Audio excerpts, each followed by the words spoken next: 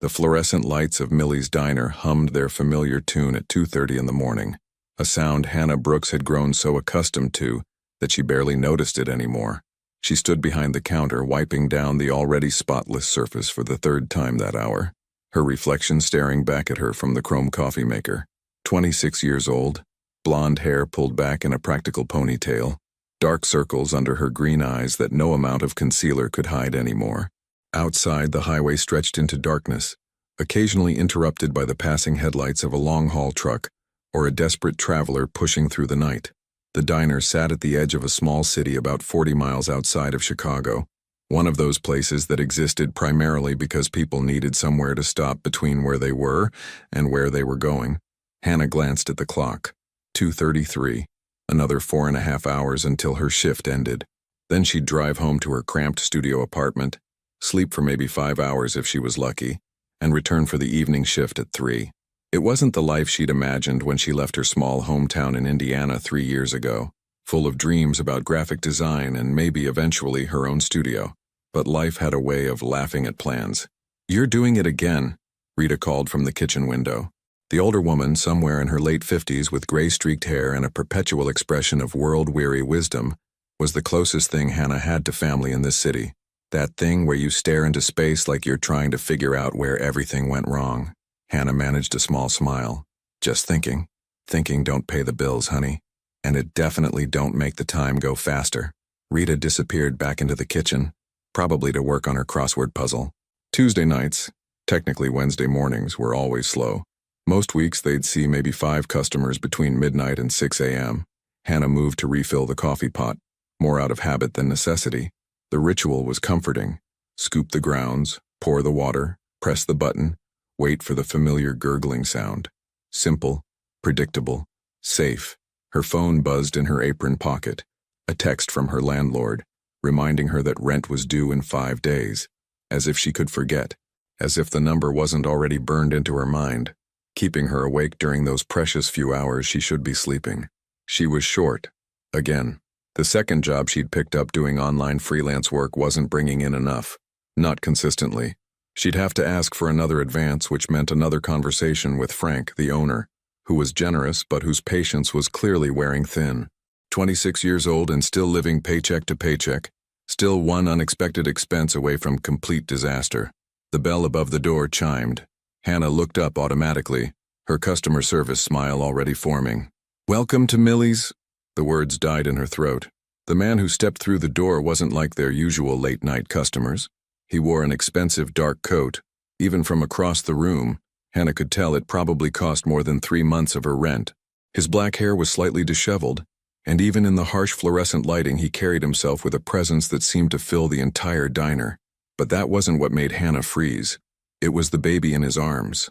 A child, maybe a year old, was nestled against the man's chest, tiny head resting on his shoulder, wrapped in a soft blue blanket. One small hand clutched a worn teddy bear, the kind that had clearly been loved intensely and often. The baby was sound asleep, completely peaceful, completely trusting. The man's eyes scanned the diner, a quick, practiced assessment that felt almost military in its efficiency. Then those eyes landed on Hannah. They were dark, almost black in this lighting, and there was something in them that made her breath catch. Not threat exactly, but certainly wariness. The look of someone who was used to calculating risks in every situation. He moved toward the counter with careful, measured steps, each one deliberate, clearly trying not to wake the child. As he got closer, Hannah could see more details. He was probably in his early 30s, tall and clearly fit beneath the expensive coat. His jaw was strong, shadowed with stubble that suggested this wasn't his first sleepless night. And his eyes, now that he was closer, she could see the exhaustion in them. Deep, bone-tired exhaustion that went beyond just missing one night's sleep. But it was the tenderness with which he held the baby that truly struck her. His large hand cradled the child's head with such gentle care, such obvious practice, that it created a jarring contrast with everything else about him. The expensive clothes, the guarded expression, the aura of barely contained power. "Coffee," he said quietly, his voice low and rough, probably from lack of sleep. "Black. Large. Of course." Hannah found her voice, though it came out slightly uncertain. She turned to pour the coffee, grateful for the excuse to break eye contact. Her hands trembled slightly as she filled the large to-go cup. Get it together, she told herself. He's just a customer with a baby. Nothing strange about that, except everything felt strange about it. She'd worked at Millie's for 2 years, had seen countless people come through those doors at all hours. Truckers, travelers, insomniacs, people escaping bad dates or worse relationships, cops on break, nurses after overnight shifts. She'd developed a sixth sense about people, who wanted to chat, who wanted to be left alone, who was harmless, and who wasn't. This man registered as definitely not harmless, but the baby in his arms complicated that assessment in a way that made her brain struggle to process. Anything else? She asked, setting the coffee on the counter and adding a lid. We have fresh pie, apple and cherry, or I could make you a sandwich if you're hungry. He shook his head, shifting the baby slightly. The child stirred, making a small sound, and immediately the man began a gentle rocking motion, so instinctive and natural that Hannah knew he'd done it 1,000 times before. Just the coffee. The baby settled back into sleep and Hannah saw something flash across the man's face. Relief, maybe, or just the bone-deep exhaustion of a parent desperately trying to get their child to rest. How old? She asked before she could stop herself. He looked at her and for a moment she thought he wouldn't answer, then 13 months. He's beautiful. The words came out genuine because they were true. Even asleep she could see the baby's cherubic features, the way his little hand gripped that teddy bear like it was the most precious thing in the world. Something shifted in the man's expression, not quite a smile but a softening around the edges. His name is Noah. That's a lovely name. Hannah rang up the coffee, told him the price. He pulled out a wallet, black leather, expensive like everything else about him, and handed her a $50 bill for a $4 coffee. Keep it, he said before she could reach for change. Hannah stared at the bill, a $46 tip for one coffee. That's too much. I can't. You can. His tone left no room for argument, but it wasn't unkind. You're open when most places aren't. That's worth something. Before she could respond, Noah stirred again, this time more insistently. The baby's face scrunched up, and a small cry escaped. Immediately the man adjusted his hold, bringing the child closer, resuming that gentle rocking motion. He began to sway, just slightly, a movement so practiced it was almost like a dance. Shh, buddy, he murmured, his voice transforming into something soft and soothing. I know you're tired. Just a little longer, okay? We'll get you home soon. Hannah watched, transfixed as this imposing man transformed before her eyes into nothing more than an exhausted father trying to comfort his child. He seemed to forget she was there, focused entirely on Noah, running his hand gently over the baby's back in slow, rhythmic circles. Sometimes driving helps, the man continued in that same soft voice. The movement, the sound of the engine, but we needed to stop for a minute. He trailed off, seeming to realize he was speaking to someone he didn't know. Coffee, Hannah finished gently. You needed coffee. He looked at her, and for just a second, his guard dropped completely. She saw the exhaustion, yes, but also something else. Loneliness, maybe, or just the bone-deep weariness of facing everything alone. Yeah, he said quietly. Coffee. Noah's crying subsided as quickly as it had begun, and the baby settled back into sleep with a shuddering little sigh. The man looked down at his son with an expression of such pure love and relief that Hannah felt something twist in her chest. She'd heard stories about falling for someone in an instant, love at first sight and all that romantic nonsense. She'd never believed it. But this wasn't that. This was something else. This was seeing something true and vulnerable and human in someone you'd expect to be a complete stranger, and feeling that image burn itself into your memory. How long has it been? She asked softly. Since he slept through the night. The man looked surprised at the question, as if he hadn't expected her to ask, or perhaps to care. 3 weeks, maybe 4. He's teething and... He stopped, seemed to reconsider how much to share. He doesn't like sleeping alone, hasn't since... Another pause. For a while now.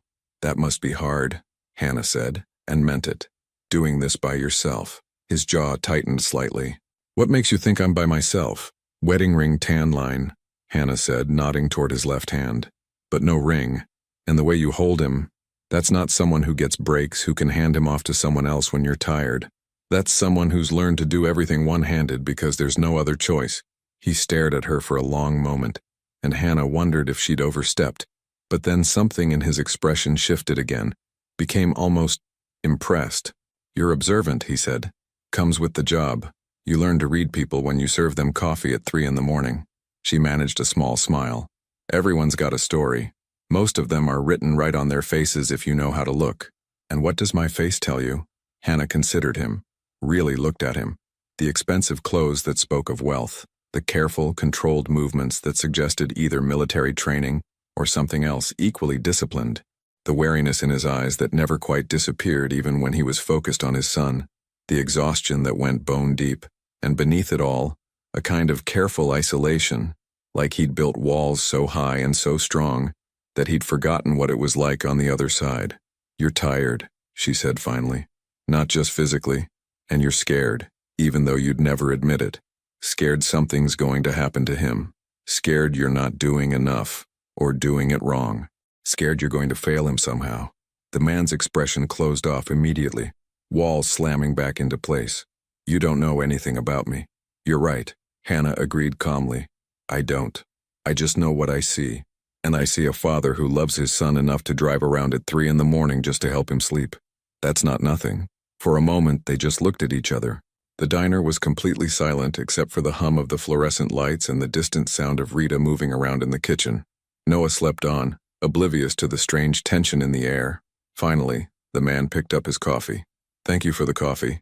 "You're welcome." He turned to leave, then paused at the door. Without turning back, he said, "Cole." "What?" "My name. It's Cole." He glanced over his shoulder, and for just a second that guarded expression softened again. "In case you were wondering." "Hannah," she replied automatically. He nodded once, then pushed through the door and was gone. Through the window, Hannah watched him walk to a black SUV. Expensive, of course. Everything about him screamed money, and carefully strapped Noah into a car seat in the back. The baby didn't even stir. Cole stood there for a moment, just looking at his son, and even from this distance, Hannah could see the weight he carried on his shoulders. Then he got in the driver's seat and pulled away, disappearing into the darkness. Hannah stood at the counter, still holding the $50 bill, staring at the empty parking lot. "Well, that was interesting." Rita's voice made her jump. The older woman had emerged from the kitchen, arms crossed, studying Hannah with knowing eyes. "You know who that was, right?" "A tired father named Cole," Hannah said, moving to put the money in the register. Rita made a sound that was half laugh, half concern. "Honey, that was Cole Matthews." The name meant nothing to Hannah. She looked at Rita, waiting. Rita sighed, moving closer and lowering her voice even though they were alone. "Cole Matthews, as in the Cole Matthews. The one people around here don't talk about much, but everyone knows about. I don't understand." "He's..." Rita paused, choosing her words carefully. "He's a businessman. The kind of businessman whose business you don't ask too many questions about.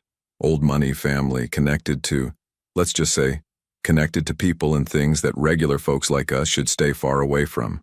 A chill ran down Hannah's spine. "You're saying he's..." "I'm not saying anything," Rita interrupted firmly. "Because around here you don't say things like that out loud. You just know, and you keep your distance. That's how you stay safe." Hannah looked back at the door, at the empty space where Cole had stood just minutes ago. "He had a baby." "I saw. Poor little thing." Rita's expression softened. "I heard his wife passed a couple years back. Car accident, they said. Left him with the boy.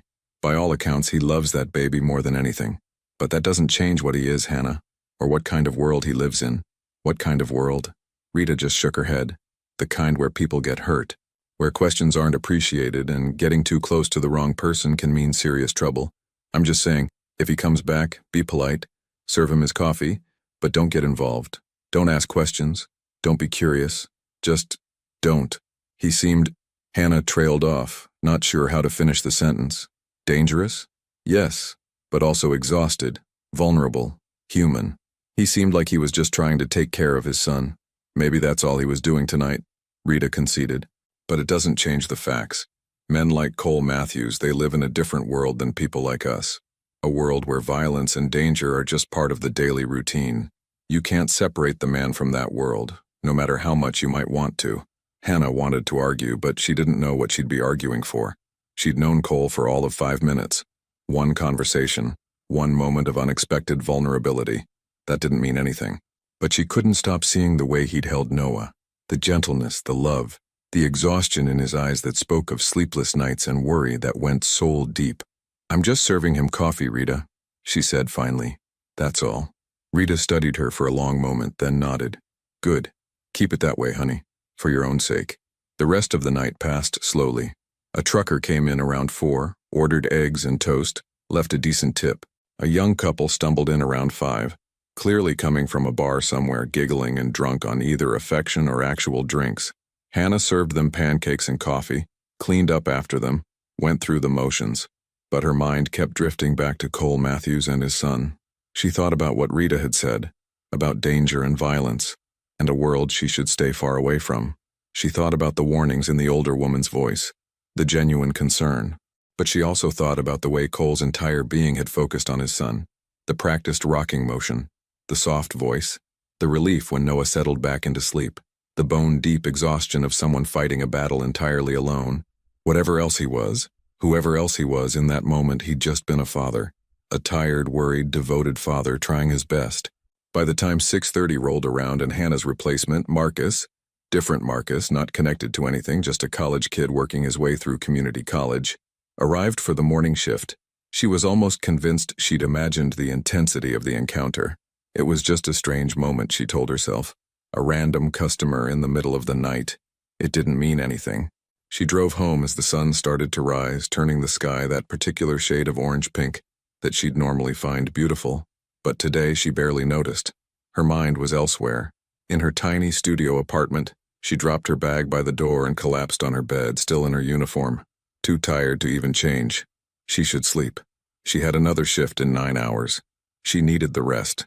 But when she closed her eyes, all she could see was Cole Matthews standing in the diner, his expensive coat and exhausted eyes, holding his baby son with such infinite care. She could hear his voice, low and rough. "His name is Noah." She could see the moment his guard had dropped just for a second, and she'd glimpsed the real person beneath, lonely, scared, fighting something she couldn't name. Hannah opened her eyes and stared at the ceiling. She should forget about him. Rita was right. Whatever world Cole Matthews lived in, it wasn't hers. She had enough problems, rent to pay, bills stacking up, a life that felt like it was barely holding together with duct tape and determination. Getting involved with someone like him, even just being curious about him, was asking for trouble she definitely didn't need. But she couldn't stop thinking about the way he'd looked at his son, and she couldn't shake the feeling that tonight, something had shifted. That moment of connection, brief as it was, had left an impression she couldn't quite explain. She'd probably never see him again anyway, she told herself. It was a one-time thing, a chance encounter. He'd found what he needed, a quiet place to stop for a few minutes, and now he'd move on with his life. She'd move on with hers. That's how these things worked. With that thought, Hannah finally let her eyes close. But in the last moment before sleep claimed her, she realized she was hoping she was wrong, hoping that maybe, just maybe, she'd see Cole Matthews and his son again, even though she knew she shouldn't hope for anything of the kind, even though Rita's warnings echoed in her mind, even though every logical part of her brain was screaming that curiosity about a man like Cole Matthews was dangerous in ways she probably couldn't even imagine. She hoped anyway, and that, she realized as sleep finally pulled her under, might be the most dangerous thing of all. 5 days passed before Hannah saw Cole Matthews again. 5 days of ordinary shifts, ordinary customers, and an extraordinary amount of time spent wondering why she couldn't stop thinking about a man she'd met for all of 10 minutes. She told herself it was just curiosity, nothing more. The human brain naturally fixated on unusual things, on moments that broke the monotony of everyday life. That's all it was. She almost believed it. It was Monday night, technically Tuesday morning, when the bell above the door chimed at 2:47 a.m. Hannah was refilling the napkin dispensers, her mind half focused on the task and half focused on the fact that her car had made a concerning noise on the drive to work. Another expense she couldn't afford. Another problem without an easy solution. She looked up automatically, and her hands stilled. Cole stood in the doorway, Noah asleep against his shoulder in the same position as before. But this time Hannah noticed more details. The baby was wearing different pajamas, soft green ones with little elephants. Cole's coat was different too, charcoal gray instead of black, but just as expensive. His hair was slightly damp, like he'd showered recently but hadn't bothered to fully dry it. Their eyes met across the empty diner, and something passed between them. Recognition, yes, but also something else. Something that made Hannah's heart beat a little faster. "Coffee?" she asked, finding her voice. The corner of his mouth lifted in what might have been the beginning of a smile. You remember? You're not an easy person to forget, Hannah said, then immediately regretted it. Too honest. Too revealing. But Cole just moved toward the counter with those same careful measured steps, clearly practiced at moving without disturbing his sleeping child. Black, large, he confirmed. Hannah turned to pour the coffee, grateful for something to do with her hands. Rough night? Is there any other kind? His voice held a note of dark humor, the kind that came from someone well acquainted with exhaustion. She set the coffee on the counter, added a lid. Same price as last time, though you don't have to. I know. He was already pulling out his wallet, already handing her another 50. Keep it. That's a really generous tip for coffee. It's 3 in the morning and you're here. That deserves more than $4. He said it matter-of-factly like it was the most logical thing in the world. Hannah rang it up, put the money in the register. Thank you, really. It helps more than you know. Something flickered in his eyes. Interest, maybe, or just acknowledgement. Rent due? She laughed, surprised by his directness. Is it that obvious? I recognize the look, that particular combination of stress and determination. He shifted Noah slightly, the baby making a small sound but not waking. You're working the overnight shift, which means you're probably working other shifts too. Double shifts, maybe triple if you can get them. And you still look worried about money, which means either you're supporting someone else or you're barely keeping your head above water on your own. Hannah stared at him. You got all that from looking at me? Like you said the other night, everyone's got a story written on their face if you know how to look. He took a sip of his coffee, watching her over the rim of the cup. So which is it? Supporting someone or barely making it alone? She should deflect, should change the subject, should maintain professional distance like Rita had warned her. But something about the directness of his question, the genuine curiosity rather than prying judgment, made her answer honestly. Alone, and barely making it.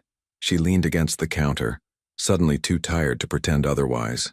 Rent's due in 2 days. I'm short about $300, and my car made a noise tonight that definitely means I'm going to need a mechanic I can't afford. So yeah, it's one of those weeks. Months, Cole corrected quietly. It's one of those months. Probably one of those years. How did you?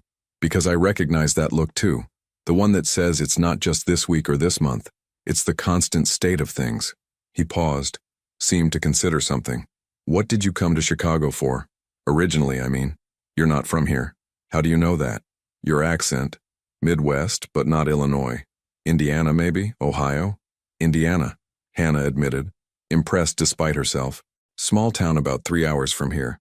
Came here for art school, graphic design, had a scholarship, had a plan. Had dreams about opening my own design studio someday. What happened? She shrugged, the gesture carrying 3 years of disappointment and compromise. Life happened. Scholarship only covered tuition, not living expenses. Had to work more hours to pay rent and bills. Working more meant falling behind in classes. Falling behind meant losing the scholarship. Lost the scholarship, couldn't afford to continue. Dropped out, kept working, kept telling myself I'd go back someday. She smiled, but it felt hollow. That was 2 years ago. I'm still here, still waiting tables, still telling myself it's temporary. Cole was quiet for a long moment, just looking at her with those dark, unreadable eyes. Noah stirred against his shoulder, and automatically Cole began that gentle rocking motion, his hand rubbing slow circles on the baby's back. Dreams don't have expiration dates, he said finally. They just get harder to reach. That doesn't mean impossible. Spoken like someone who's never had to choose between dreams and rent. You'd be surprised. His expression shifted, became something more guarded.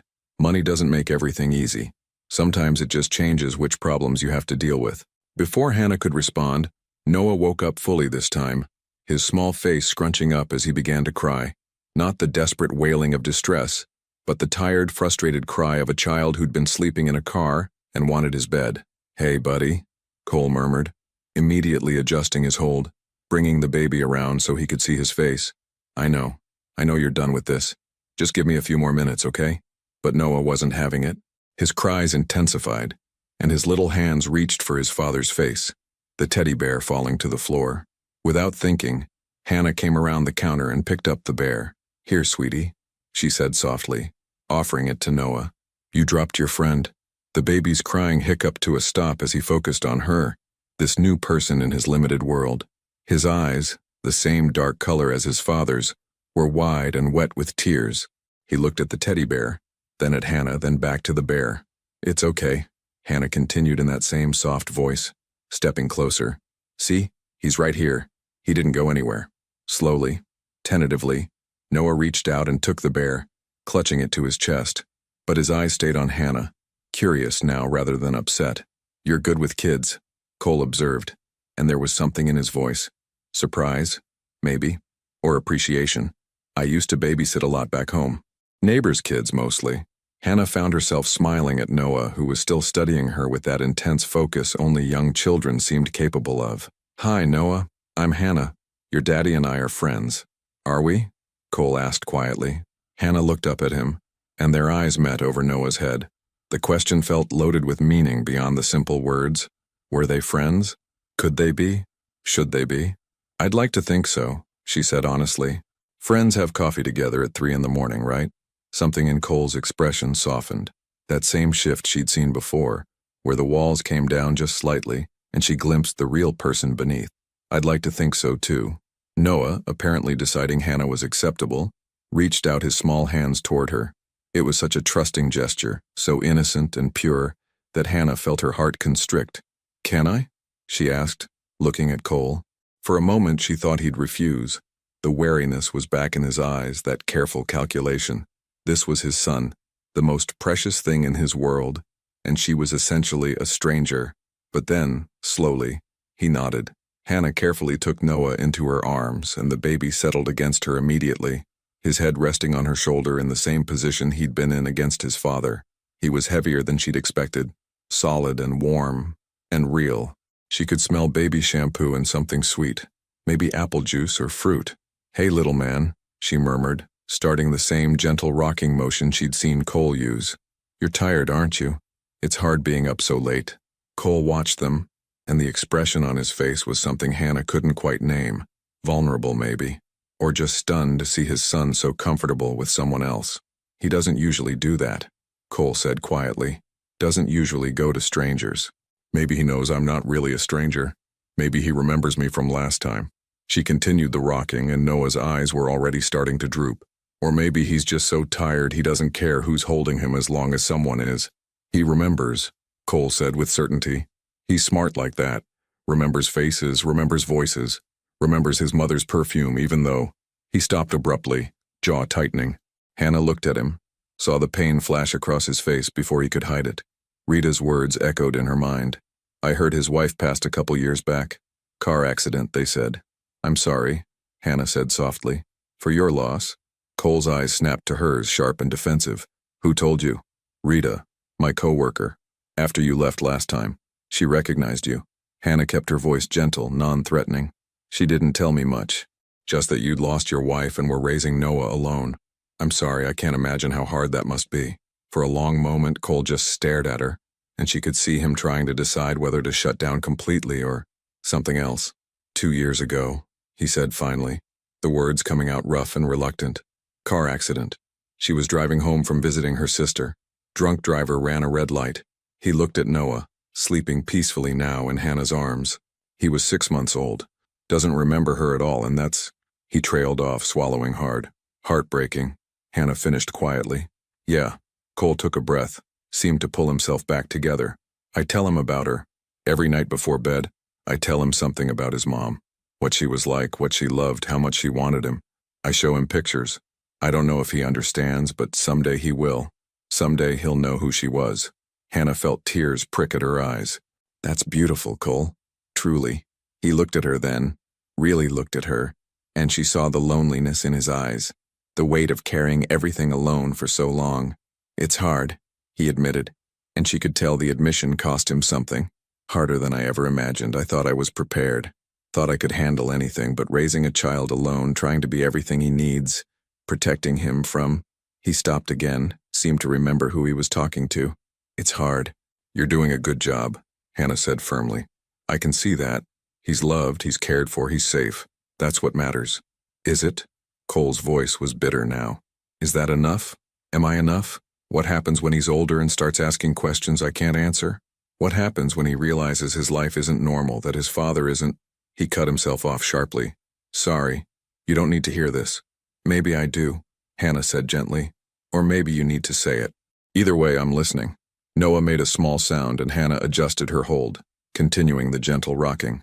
The baby was fully asleep now, his breathing deep and even, his small hand still clutching the teddy bear. Cole watched them for a long moment, and when he spoke again, his voice was quieter. I never intended to be a single father. Never imagined doing this alone. Sarah, my wife, she was supposed to be here. We were supposed to figure this out together. But life doesn't care about your plans, it just happens. And you either adapt or you drown. You're adapting, Hannah observed. You're here, aren't you? At 3 a.m, doing whatever it takes to help your son sleep. That's not drowning. That's fighting. Some days it feels the same. But there was less edge in his voice now. More resignation. I have help. People who work for me, who handle logistics. But at night when he can't sleep, when he's scared or sick or just needs his dad, that's all me. And I wouldn't want it any other way, but God, I'm so tired. The raw honesty in those last words struck Hannah hard.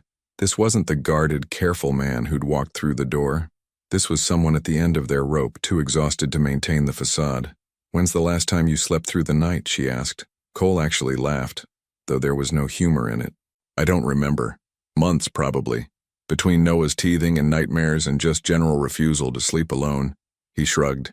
I catch sleep when I can. Power naps between meetings. An hour here and there when he finally crashes. It's fine. It's not fine. You need rest too. Tell that to a 1-year-old. But his tone was softer now, almost fond. He's worth it, though. Every sleepless night, every moment of exhaustion. I look at him and I know. He's everything. The only thing that matters. Hannah looked down at Noah, at his peaceful sleeping face, and felt something shift in her chest. He's lucky to have you. I'm lucky to have him. Cole set down his coffee cup. He's the reason I keep going. The reason I'm trying to... Again, he stopped himself. That careful control reasserting itself. He's everything. They stood in comfortable silence for a moment, just the sound of Noah's soft breathing and the ever-present hum of the fluorescent lights. Then Noah stirred, making a small, distressed sound, and immediately Cole stepped closer. I should take him, Cole said reluctantly. He'll wake up confused if he realizes he's not with me. Hannah carefully transferred the baby back to his father, and Cole settled him against his shoulder with practiced ease. Noah mumbled something unintelligible, then relaxed immediately, clearly recognizing his father's hold, his scent, his presence. Thank you, Cole said quietly, for listening, for understanding, he gestured vaguely with his free hand. I don't usually talk about this, about any of this. Why did you tonight? He looked at her for a long moment, and she saw him struggling with the answer. Finally, he said, because you asked, and because you didn't judge. Most people, they look at me and they see, he trailed off. They see what they expect to see. You looked at me and saw a tired father. That's rare. Maybe people just need to look closer, Hannah suggested. Maybe people are safer not looking at all. The warning was back in his voice, subtle but present. My life isn't simple, Hannah. It's complicated in ways I can't explain. And getting close to me, even as a friend, can be dangerous, she finished, thinking of Rita's warnings. Yes, his honesty was stark. I would never hurt you. Want you to know that. But my world, the things I'm involved in, the people around me, they can be unpredictable. And I have enemies. People who would... He looked at Noah, jaw tightening. People who would hurt me by hurting the things I care about. Hannah's heart was pounding, but she kept her voice steady. Then why come here? Why risk even this? Cole was quiet for so long she thought he wouldn't answer. Then, because for 20 minutes, sitting in this diner with you, I don't have to be that person. I can just be a guy with a kid who can't sleep, talking to someone who treats me like I'm human. Do you have any idea how rare that is? I think I'm starting to, Hannah said softly. He looked at her, and the connection between them was almost tangible, something fragile and new and possibly dangerous, but undeniably real. I should go, Cole said, but he didn't move. You should, Hannah agreed, but she didn't step back. The moment stretched between them, loaded with possibilities and warnings in equal measure. Finally, Cole took a breath and stepped toward the door. Same time next week? It was phrased as a question, but Hannah heard the hope underneath it. The loneliness that wanted permission to be less alone, even if just for brief moments in an all-night diner. I'll have your coffee ready, she promised.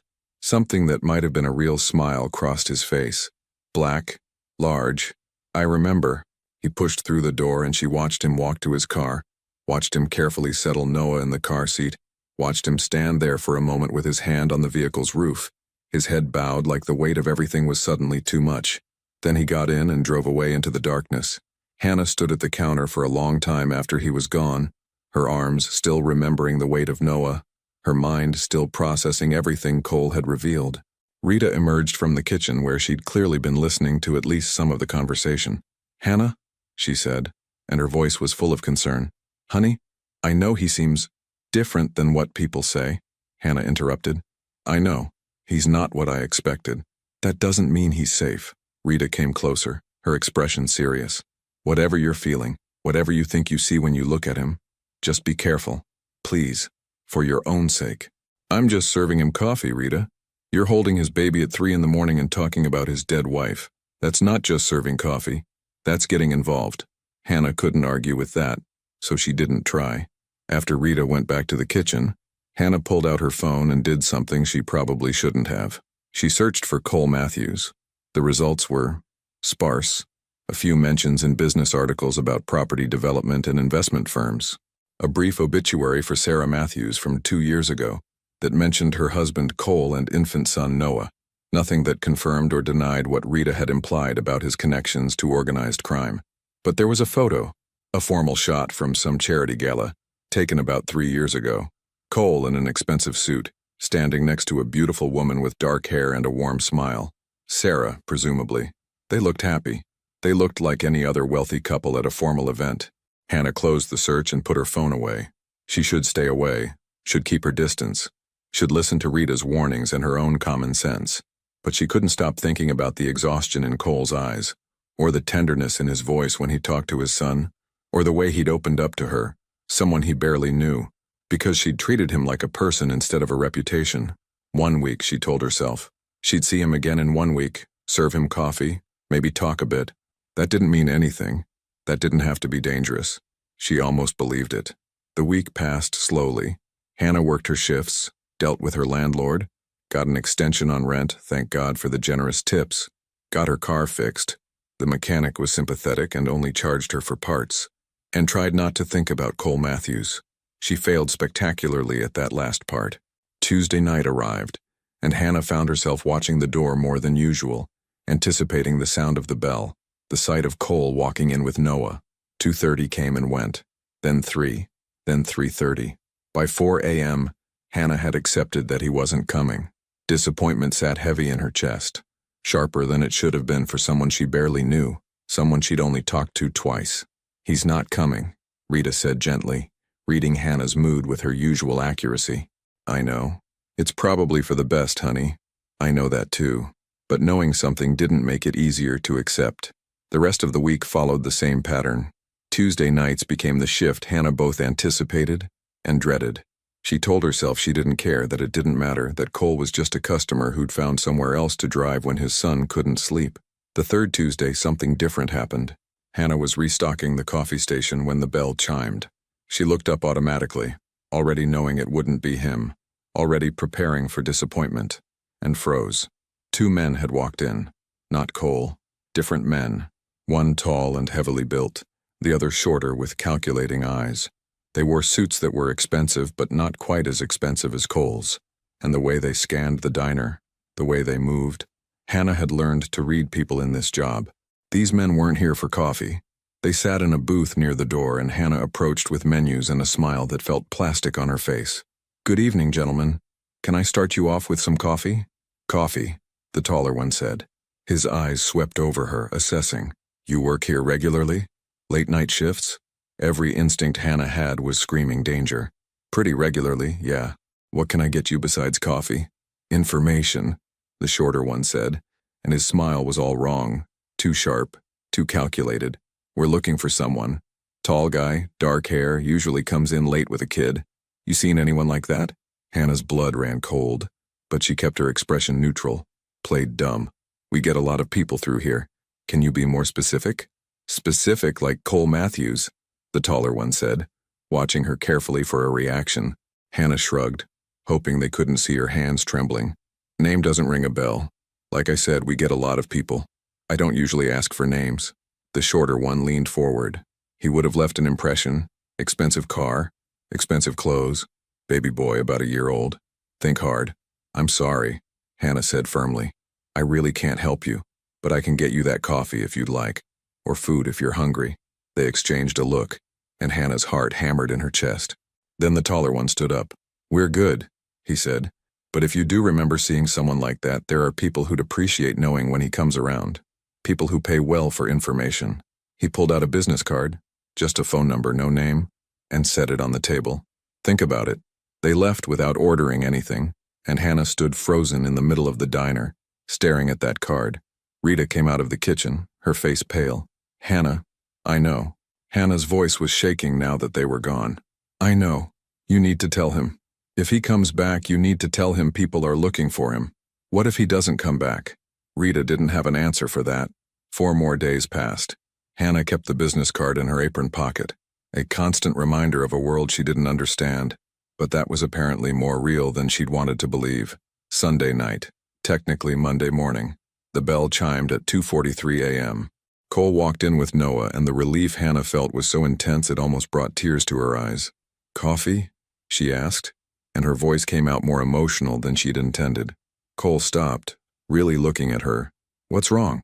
Nothing, Hannah realized Rita had disappeared into the kitchen, giving them privacy. You didn't come last week, or the week before. I was worried. Something flickered across his face. I stayed away on purpose. Thought it was safer. For you. Safer? Yeah. He moved to the counter, but he didn't sit. Noah was awake this time, looking around with curious eyes. I thought if I didn't come back, you could just be the nice waitress who served me coffee a couple times, not someone who could get caught up in my mess. 2 men came in, Hannah blurted out. 4 days ago. They were looking for you, asking questions. Cole went very still. What did you tell them? Nothing. I said I didn't know who they were talking about. She pulled out the business card, handed it to him. They left this, said people would pay for information about when you come around. Cole took the card, his jaw tightening as he looked at it. Did they threaten you? Not directly, but it was implied. Hannah wrapped her arms around herself. Cole, what's going on? He looked at her for a long moment, clearly warring with himself about how much to say. Finally, he spoke, his voice low and controlled. I told you my life was complicated, that I had enemies. I meant it. There are people who want to hurt me who are looking for ways to get to me, and being seen with me, even innocently, can make you a target. Rita told me, Hannah said quietly, about what you do, what people say you're involved in, and you still talk to me, still held my son. He sounded genuinely surprised.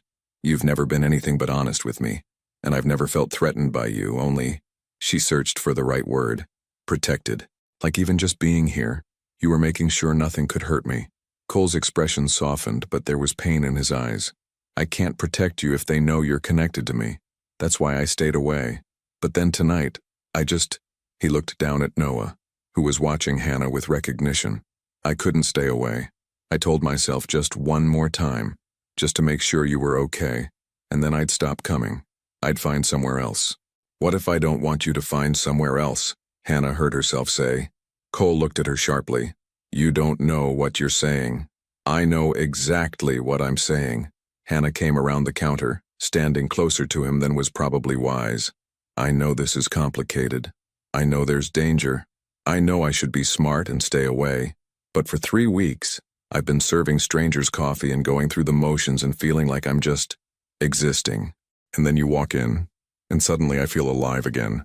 I feel like there's something worth looking forward to. Is that crazy? Yes, Cole said bluntly, but his eyes were intense on hers. It's crazy and dangerous, and you should absolutely send me away.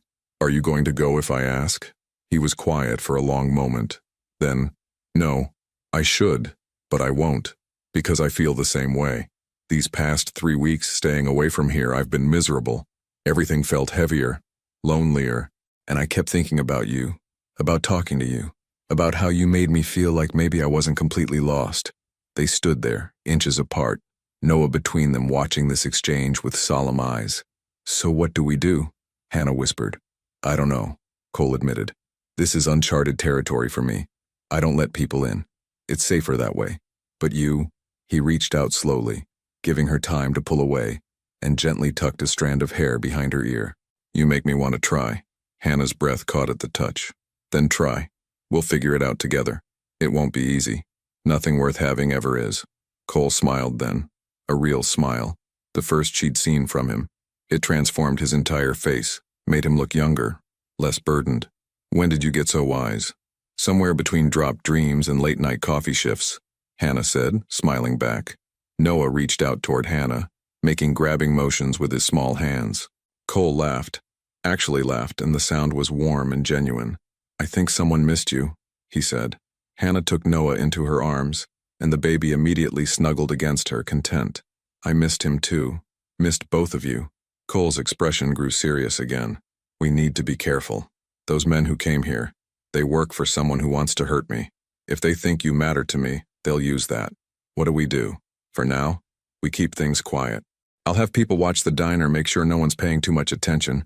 You keep doing what you're doing, being careful, not volunteering information. And he paused. We take this slow, figure out what this is before anyone else does. What is this? Hannah asked. Cole looked at her, and the vulnerability in his eyes took her breath away.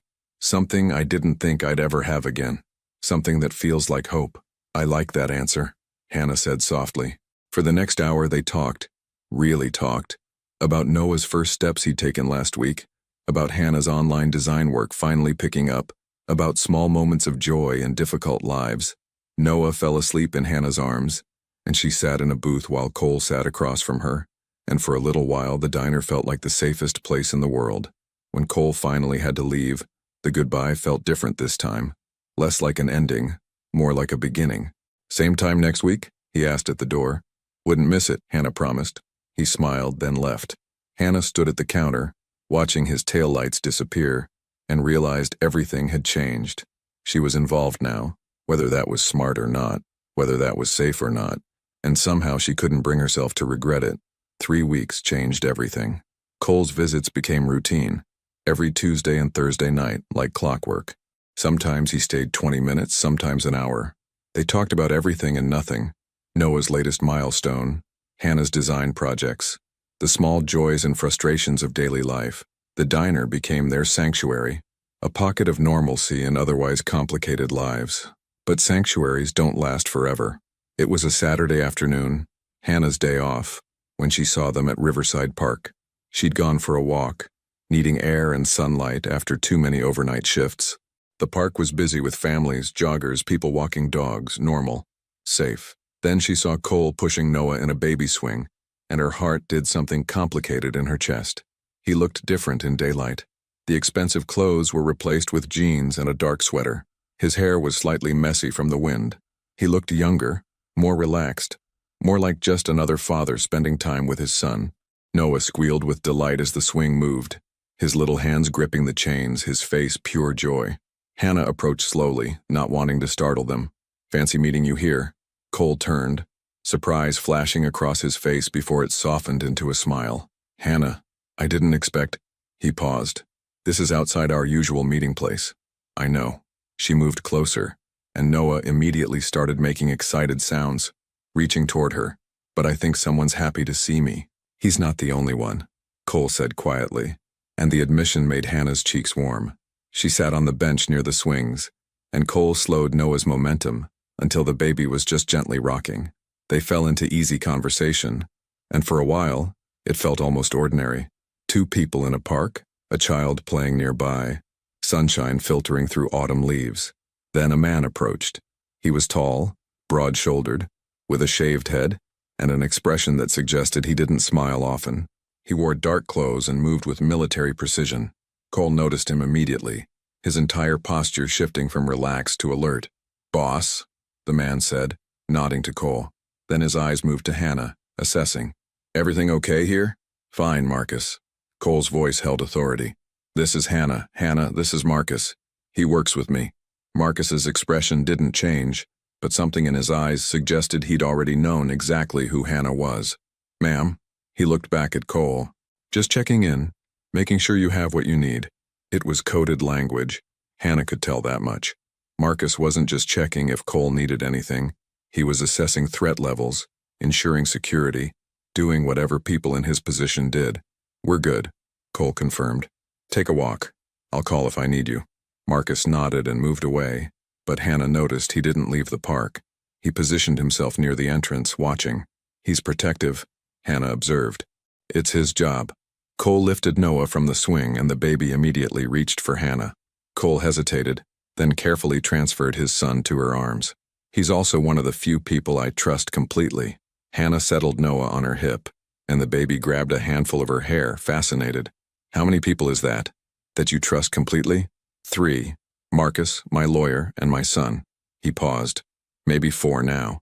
The implication hung between them, that she was becoming someone he trusted, someone who mattered. Cole, Hannah said carefully, I know we've been keeping things light, just coffee and conversation, but I need to understand more about your world.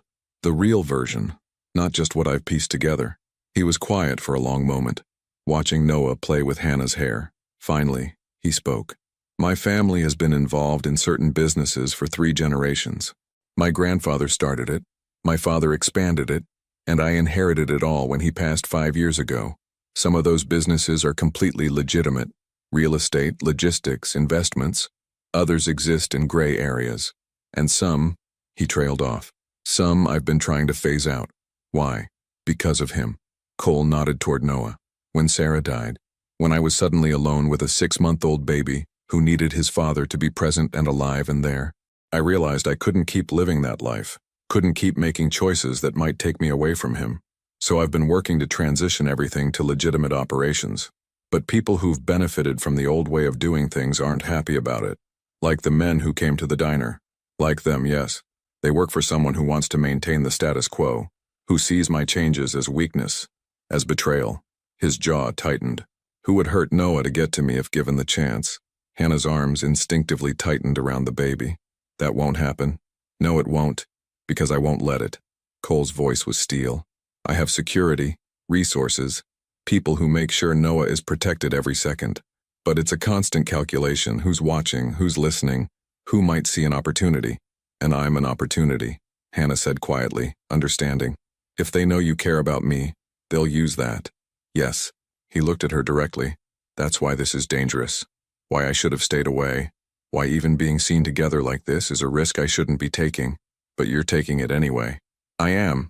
He moved closer, his voice dropping. Because being around you makes me feel human again. Makes me remember there's more to life than threats and calculations and trying to keep everyone at arm's length. You make me want things I thought I'd given up on. What kind of things? Connection. Trust. Maybe. He paused, seeming to struggle with the words.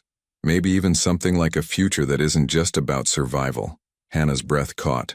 Noah had fallen asleep against her shoulder, oblivious to the intensity of the moment. I want those things too. Even knowing the risks? Even knowing the risks. Cole reached out, his hand cupping her cheek with such tenderness that Hannah's eyes stung with unexpected tears. You're either very brave or very foolish. Maybe both, she whispered. He smiled. That rare, genuine smile that transformed his entire face. Come to dinner, tomorrow night, at my house. Let me show you the full picture, where Noah lives, what my daily life looks like, and then you can decide if this is really something you want to be part of. I already know.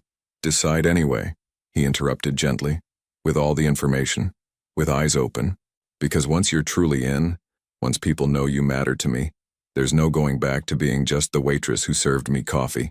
Hannah understood what he was offering, a chance to see his world completely, to make an informed choice about whether to continue this connection. It was honest and fair and terrifying. Tomorrow, she agreed. What time? 7. I'll send you the address. He leaned in closer, and for a moment, she thought he might kiss her. Instead, he pressed his lips to her forehead, a gesture somehow more intimate than a kiss would have been. Thank you, he murmured, for not running. Thank you for giving me a reason to stay. They left the park separately, Cole and Noah first, with Marcus falling into step beside them, then Hannah 10 minutes later. The precaution felt both necessary and sad, a reminder that even simple moments required strategy. The next evening, Hannah stood outside Cole's address, staring at the house. It was in an exclusive neighborhood, set back from the street with high walls and security cameras visible even from the gate. When she pressed the intercom button, Cole's voice answered immediately. Come in, the gate's opening. The driveway curved through landscaped grounds before revealing the house itself. Modern, elegant, but not ostentatious. Warm lights glowed from the windows, and she could see children's toys scattered across the front porch, humanizing the fortress-like exterior. Cole opened the door before she could knock. He wore dark jeans and a gray sweater, his feet bare, his hair slightly damp like he'd recently showered. He looked relaxed and domestic, and impossibly handsome. "You came," he said, and she heard the relief in his voice. "Did you think I wouldn't?" "I worried." He stepped back, letting her enter. "Welcome to our home." The interior was surprising. Yes, it was clearly expensive, but it was also lived in and warm. Noah's toys were everywhere. Framed photos lined the walls. Noah at various ages, Cole and Sarah on their wedding day, family moments frozen in time. The kitchen smelled amazing, something Italian cooking on the stove. "You cook?" Hannah asked, surprised. "I had to learn. Noah's allergic to several things, and I needed to know exactly what was going into his food. Turns out I'm not terrible at it." He led her to the kitchen, where Noah was in a high chair, happily making a mess with what looked like pasta. "Hannah!" The baby's face lit up when he saw her, and he reached out sticky hands. She laughed, moving to him automatically, pressing a kiss to his forehead. "Hi, sweet boy. Making a mess?"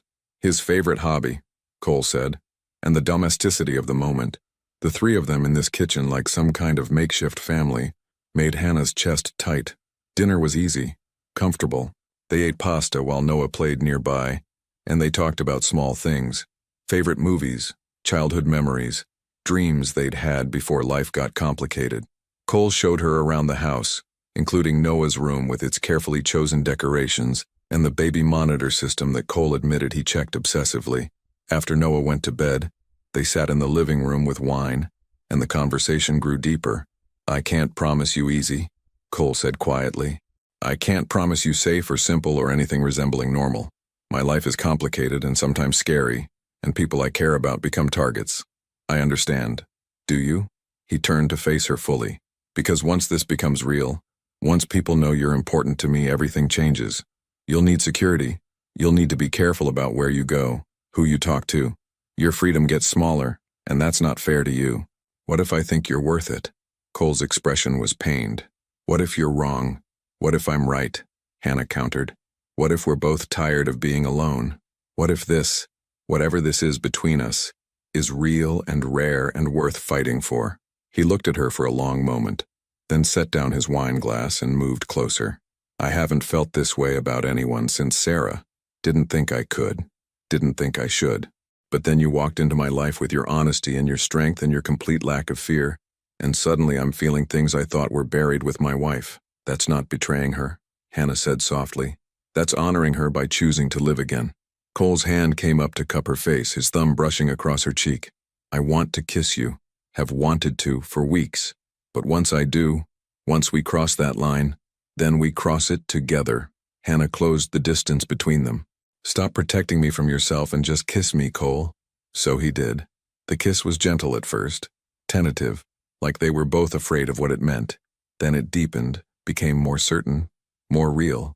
Cole's arms came around her, pulling her closer, and Hannah melted into him, into the warmth and strength and unexpected tenderness of this complicated man. When they finally pulled apart, both breathless, Cole rested his forehead against hers. "No going back now," he murmured. "Good," Hannah whispered back. "I don't want to go back." They stayed like that for a long moment, just holding each other, savoring the shift from possibility to reality. Then Cole's phone buzzed. He pulled it out, glanced at the screen, and his entire body went rigid. "We have a problem." "What kind of problem?" "Someone followed you here tonight." His voice was controlled but urgent. "Marcus just spotted them. They've been sitting outside since you arrived." Fear spiked through Hannah's chest. "What do we do?" "You stay here tonight, it's safer. In the morning, Marcus will take you home with security." He was already texting, fingers moving rapidly. "This is exactly what I was afraid of. They know now. They know you matter. Cole, I need you to listen carefully."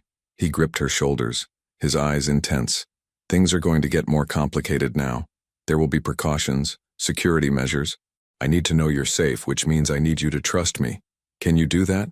Hannah thought about the men at the diner, about the threat implicit in their questions, thought about Noah sleeping upstairs, innocent and vulnerable, Thought about Cole, trying so hard to protect everyone while carrying everything alone. I trust you, she said firmly. Tell me what to do. Relief flashed across his face.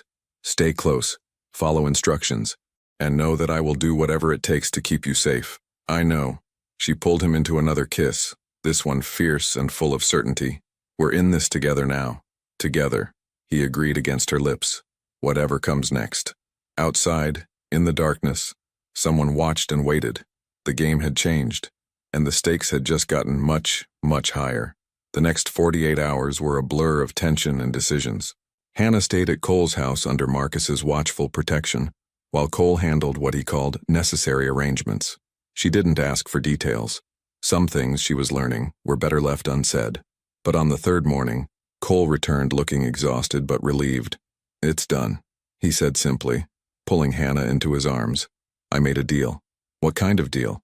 The kind that costs everything and saves everyone. He looked at her seriously.